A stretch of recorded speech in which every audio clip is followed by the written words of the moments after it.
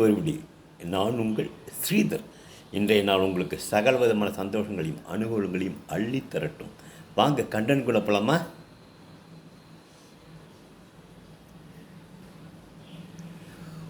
பூவும் மனுஷனும் ஒன்று எப்படிங்கிறீங்களா?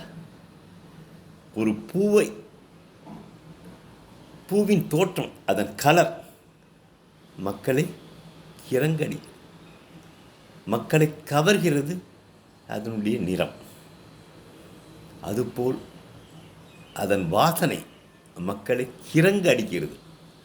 அதுபோல ஒரு மனிதனின் தோற்றம் அவனை வசீகரிக்க வைக்கிறது.